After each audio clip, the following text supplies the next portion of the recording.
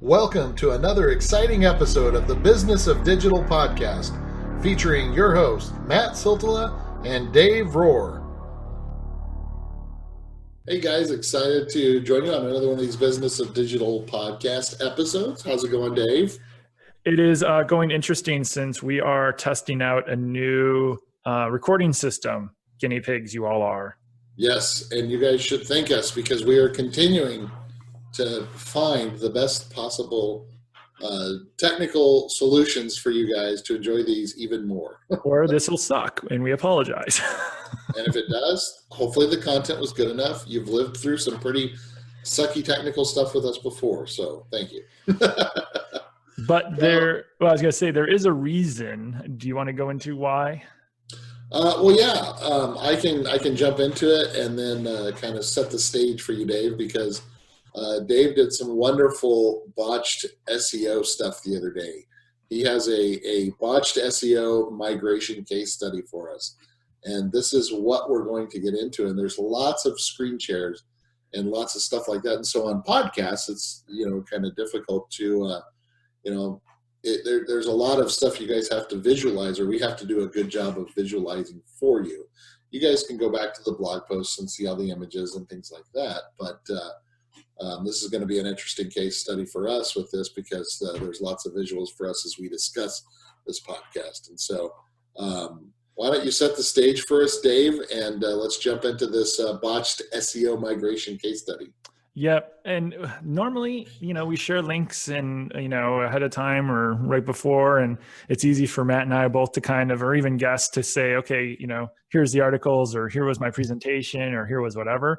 This was all like scattered screenshots from Google Search Console that I was trying to figure out how I could share. So Matt, like other than doing like a slide share or shared PowerPoint, I was like, let's try this other system where we can do a shared screen. So we're testing this out, but it also made sense. So again, hopefully sound is okay. Sounds good to me. The only other thing I was thinking of is you'll have to pay attention to the time, Dave, because I see nothing telling me how long we're doing this. So it is weird. Yeah, it's all sorts of weirdness. All right. Yeah, I noted when we started, so I'm going to be one rambling too. So yeah. No, so this started as, it was not supposed to be a botched migration. Aren't they all like that? Well, I mean, I won't say we all, but many of us have personal sites or side projects that we spend a whole bunch of time on and then we forget about for long periods of time. Oh yeah. That was my personal site, daverohr.com. Over the years, every so often I would realize that I hadn't updated WordPress in a while, or it just had tons of comment spam, or look, none of my plugins have been updated in 9 months. Sure you didn't have any Russian hackers on it? Or yeah. Luckily, it only ranked for, some stuff and mostly my name and a couple other weird things. So nothing really, was going to get it. But, you never know. I tried to stay up on it, but it's also,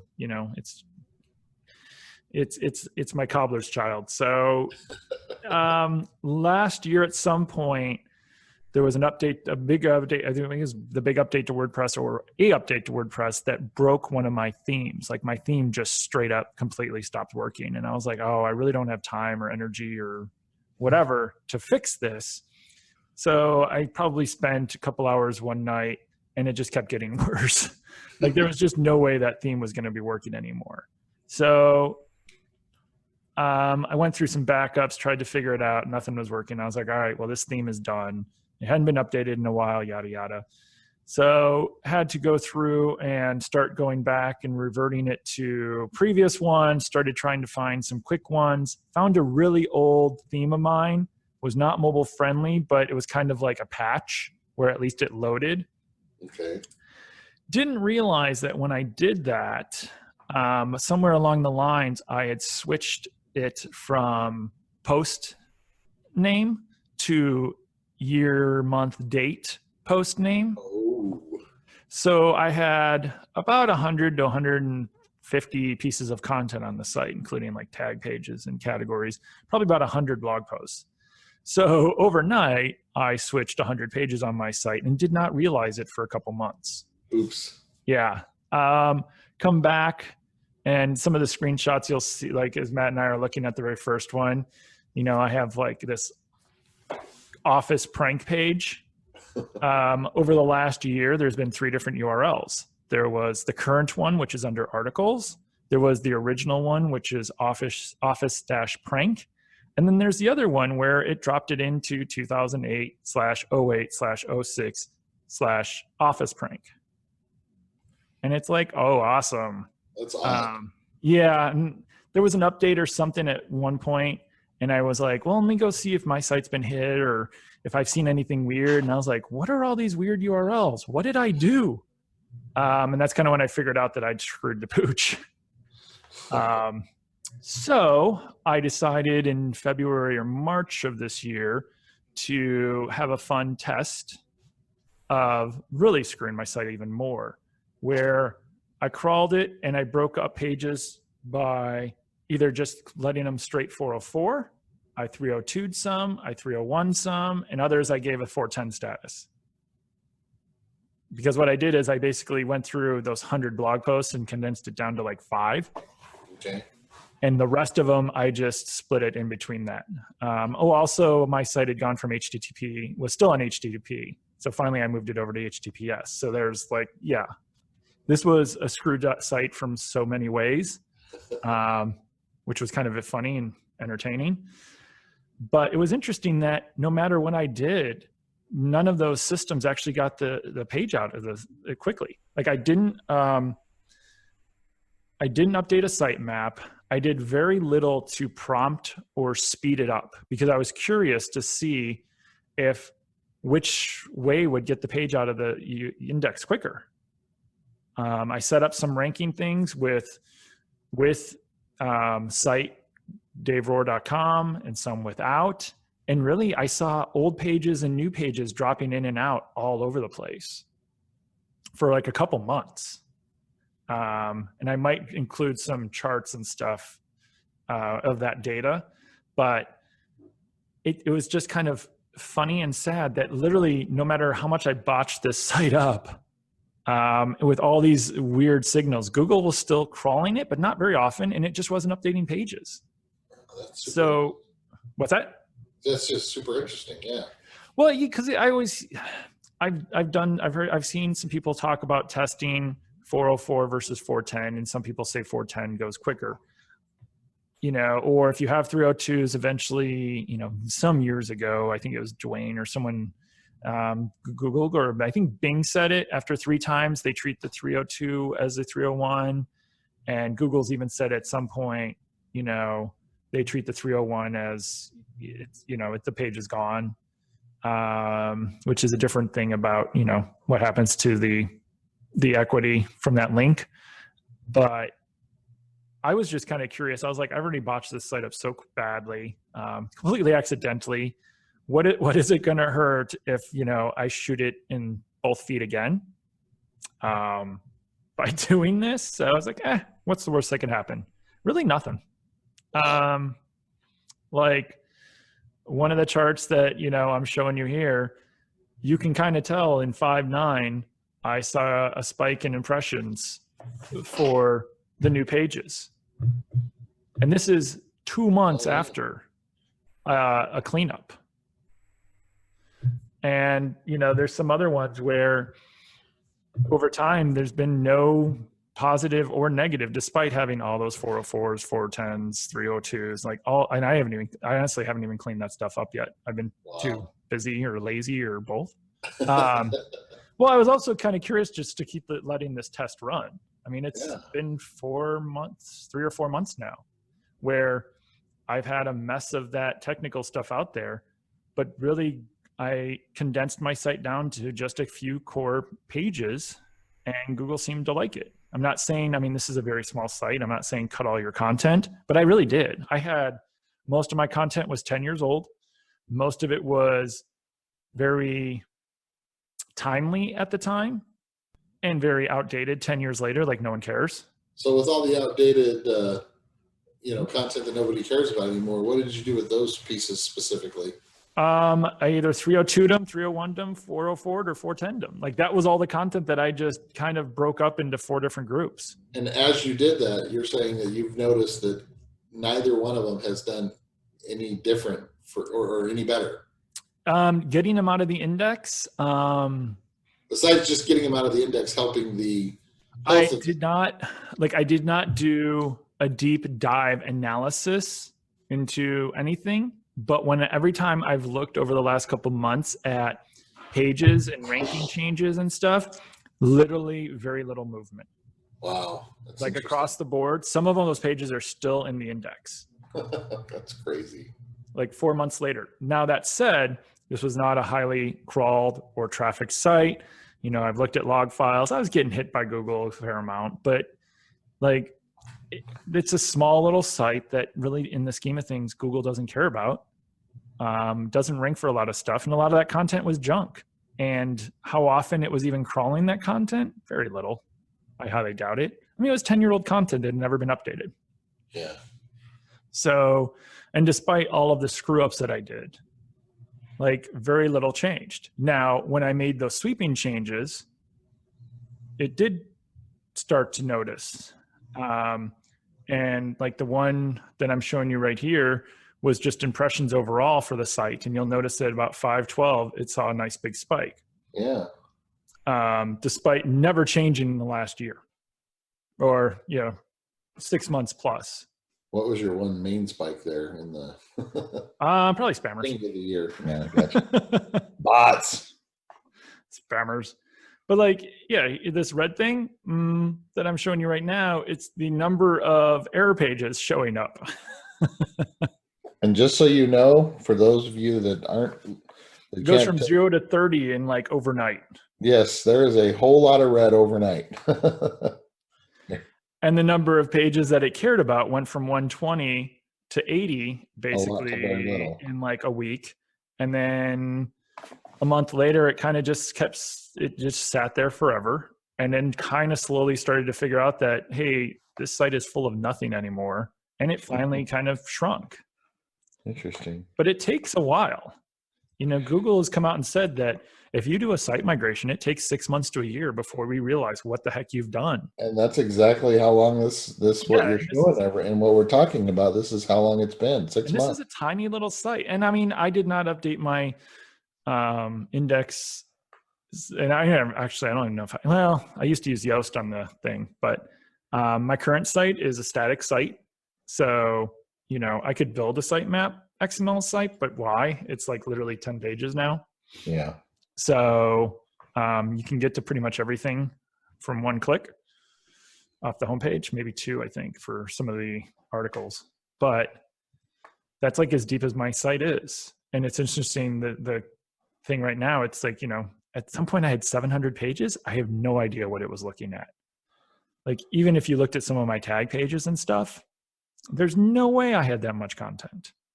But was it counting each one of those pages like we saw, like your comedy pages? There was like 5 different pages which is really just one page. It's probably counting everything, like all my tag pages. And I did have a number of category pages, but it probably knew about older stuff too. So it was showing 700, but what I'm saying is how many do you think you had, like, legit? Well, because I screwed up my URLs, there was probably 3, instead of 100 posts, there was 300 posts. Gotcha.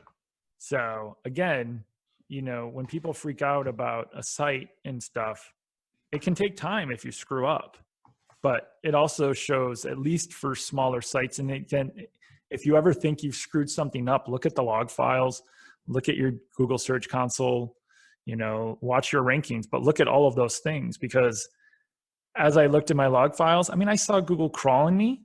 And, I could go back and I could go in Google Search Console and see how many pages it's crawling a day. But even if it was crawling most of them, it still took forever for it to update and figure out that I'd changed stuff. And maybe because I screwed up my site so many times over the last year accidentally, when I actually did it purposely, it was just kind of like, we have no idea what this site is doing. We're just going to assume everything is messed up. Or I wonder how much of it is, which is... Well, that's why this is a botched SEO case study. But yeah. Well, I also wonder how much of it is just how long the site has been out, and if there's any kind of trust or leeway given, or what. Because I've had, again, I don't know like how you would describe something like this, but I've had friend sites, for example, that I've kind of helped them with different things, but they don't pay attention to them. I'm not paid enough to pay attention to them, and I'll find out, like, I'll get a text saying, hey, I noticed like I wasn't getting as many calls or whatever. And then I'll notice, well, your site's been down for 3 months. Yeah. Like they had no clue. And then we get it back up and get it running again. And pretty soon rankings come back and everything's just fine. Whereas like, they used to be the nail in the coffin. But I don't know, like if there's any kind of, I don't know. It's just, it's an interesting thought. Well, and in the last, 2 or 3 years, I've worked on various projects where stuff we didn't want to get indexed got indexed. Like there was like weird, like even through QA, weird internal dev URLs were left somewhere, and it had launched. I did a crawl and I found them, and I went, where are these links? And they're like, where'd you find them? I'm like, here. And they're like, oh, missed those. Funny. I'm like, that's why I should have crawled it before you launched. But by then, Google had found them and already started to crawl internal dev links. And so we had to do drastic measures to get it out, like, remove URLs, and started redirecting all of them and stuff. And pretty quickly that stuff got out. But they also were frantically trying to get it out. I purposely did absolutely little as possible to try to influence Google speeding this up, because I was just curious how long it would take. Right. And there's still some of them in there. As I sit through and think, like, how many pages right now in Google? It's telling me I have 25 pages. Oh yeah, so significantly less. Oh yeah. And as of this second, as I look through,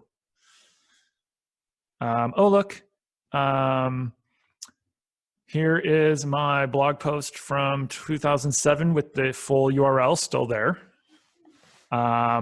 Here is a weird one with the post name / trackback. Here is a 1, 2, 3, 4, 5, 6 more, 7 more that all have that full year date URL post name. And then there's some numbers, some additional ones that they weren't showing to me. But yeah, I mean, there's still half of the pages on my site that are showing up in Google are old URLs that if you click on them should redirect you. And oh, look, it does. But it doesn't care. That's so interesting. And it's set to 301. And this is actually one of the pages that actually had links and stuff as I look at it, which I find really amusing. Yeah, that is kind of crazy. And this one I know is actually linked to by multiple places, and it is still outdated. Oh, because it 404s. Like that was one of the ones that just ended up 404. So this page has been 404ing for 3 or 4 months now, and Google still wants to show it to you. So what are the takeaways from this? What are, if anyone's about to do a site migration well, that's another one. Like that's an entirely other topic to cover, like what to do. QA. Like part of this started because I didn't QA my own site after I switched it to a theme, which was an interesting thing. I did not realize that I either botched it or clicked on something to change the URL structure. And that was really the start of my problems. And that was like, last year, and I don't even know, August or something. So, I mean, I had it botched for a while. Shows you how often I check on this site. I log in, clean up stuff, update stuff, and then I get out. I never, very little, time is spent on. So you're one of the ones that our good mutual friend Chuck Reynolds yells at for not like always keeping everything updated and your patches and security. Well, that's the one thing I do on it. Oh, okay. So I literally will log into it every so often, but to Chuck's chagrin, probably not often enough. But also, that is why, not to make this turn into a anti-WordPress, but it is a site that has been around for, I think I launched it in 06 or 07, maybe even earlier. Most of my content that was posted was from 06 to 08 with a couple in 09. And ever since then, I think I've posted like 4 times in the last 8 years. Wow. But I looked at it and I was like, I'm never creating content on this site. The point, yeah. So why do I need WordPress for this site? And I actually moved it, much like my agency side, to a static PHP page or site. Interesting. So now it is literally 11 pages, I think, of static PHP. Less bloated. What's that? Less bloated that way too. Well, yeah, less bloated, very light. It's mobile friendly, yada, yada, yada. I still need to do some more performance. It's still a little bit slower than it should be, despite being not so bloated. But, I was like, I don't add a ton of content, and I've actually structured it in a way that it makes it easy for me to add articles or new content as I want. Since I do know how to code, enough PHP to be dangerous. It's easy for me to go in and just add a link to it, and whatnot. But if I haven't blogged in 8 years or created a whole lot of content, 3 pieces of content in 8 years, do I really need WordPress? Yeah. Do I really need a CMS that is overly complicated and requires a lot of my maintenance when I don't do much on it? No. So, but, Northside Metrics, I don't post a lot on. Dave Rohr, I don't post on. For this podcast, though, we post every week. No way it's going to stay on WordPress, because that would be way too much work. So, not to make this into a tangent on what your CMS is, but I bet it's all related. It kind of is. I just looked at the amount of upkeep and pain in the butt, and I'm a single person who does not make money off that site, but I want it live, But if you have your own site, you should be doing QA. But again, I made one simple oops, and I know what I'm doing in WordPress, and I still made an oops. Yeah. And I didn't QA it, and I shot myself in the foot. So I guess that's what I'm asking. So like, what are your steps of, helping someone not shoot themselves in the foot with something like this? Not have a botched SEO migration. Sure. Anytime, download Screaming Frog. If you have a really small site, Screaming Frog is for free for 500 pages or 500, maybe it's URLs. So even if you have like JavaScript and everything else. Small site should be fine. Small site should be fine. If you have 100 pages or so, it might run into problems, but otherwise you can use like a Xenu, XENU. It's not as pretty as Screaming Frog, but if you have a really small site, again, it's simple and it's free. But after you make a change or make multiple changes, just crawl it. Or in a couple days, take a look at your Google Search Console. Does anything look weird? Poke around your own website. I thought I did, but clearly I didn't, because I think I did this late one night. That's my fault. So, click around your own site. Usually I do to make sure my themes are okay, but I knew this theme was so botched at the point anyway, and it wasn't mobile friendly. I didn't care. And that's kind of why my QA stunk. And I got myself into this problem. But yeah, But it made for a great topic. Well, yeah, that's kind of what I decided in February. I was like, wow, I screwed up my site really big. I'm like, well, maybe I'll start planning and make this into a really bad botched SEO case study. That's great. I made it into content. You did. That was what I did. How funny. Yeah. Do basic QA, crawl your site, look at Google Search Console. Again, this is a side project personal site that is not my business. I mean, it's my name, but it's basically out there just to, own the SERPs a little bit. But if it's your business, you should be on it all the time. Like if you make changes to your website, you should be testing it.